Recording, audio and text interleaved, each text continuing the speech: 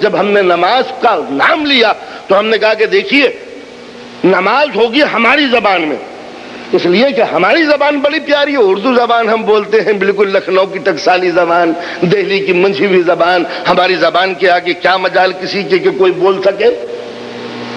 آپ نے کہا کہ نہیں صاحب گجراتی میں ہونی چاہیے، انہوں نے کہا کہ نہیں صاحب کچھی میں ہونی چاہیے۔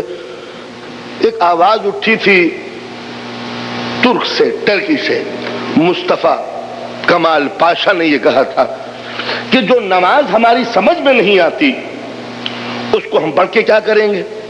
کراچی میں ایک صاحب اٹھے پرویز، انہوں نے بھی پر لگایا اور انہوں نے کہا کہ نہیں نمازیں اپنی اپنی زبان میں ہونی چاہیے۔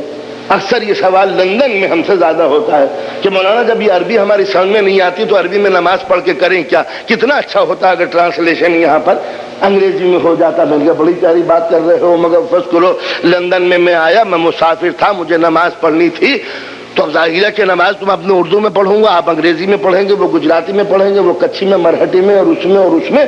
اب جو میں دوڑتا ہوا ایک مسجد میں گیا تو وہاں لکھا ہوا تھا کہ بنگالی میں نماز، تو میں وہاں سے بھاگ گیا کہ صاحب یہ تو بنگالیوں کی نماز ہے۔ آگے بڑھا، معلوم ہوا لکھا ہوا گجراتی کی نماز، وہاں سے بڑھا کہ اسپینش نماز۔ اب میں دوڑتا رہا کہ کوئی میری اردو کی نماز بھی کہیں ہے یا نہیں ہے، بہت دور تک میں جب پہنچا تو معلوم ہوا کہ نماز کا وقت ختم ہو چکا ہے، اب کل تشریف لائیے گا۔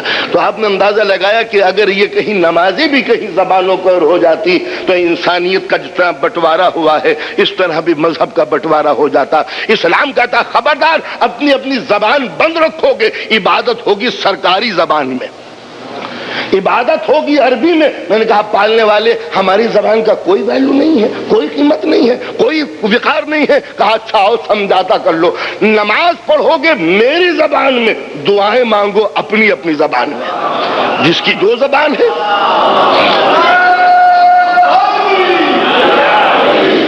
تو دعائیں مانگو اپنی اپنی زبان میں، کم سے کم اپنی زبان میں دعائیں مانگو گے تو معلوم تو ہو جائے گا کہ تمہارا خدا یہ زبان جانتا ہے، ورنہ پھر یہ تم کو ڈاؤٹ ہونے لگتا کہ خدا پتہ نہیں ہماری زبان جانتا ہے یا نہیں جانتا، جبھی تو عربی میں کہہ دیا کہ نماز پڑھو، تو لہذا حکم دے دیا کہ نماز پڑھو ہماری زبان میں تاکہ اتحاد ہو۔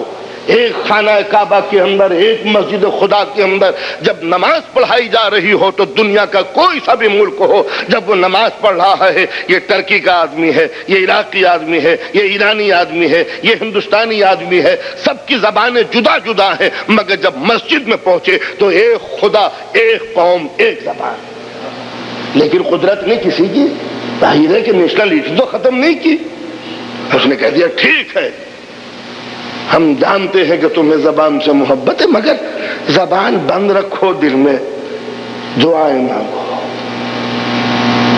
اور جب یہ کہہ دیا دل میں دعائیں مانگو تو پھر یہ بھی کہہ دیا کہ کبھی کبھی ضرورت ہو تو امام کو بھی خط لکھو، تو کوئی ضروری نہیں ہے کہ عربی میں لکھا جائے، اپنی زبان میں عریضہ بھیج سکتے ہو۔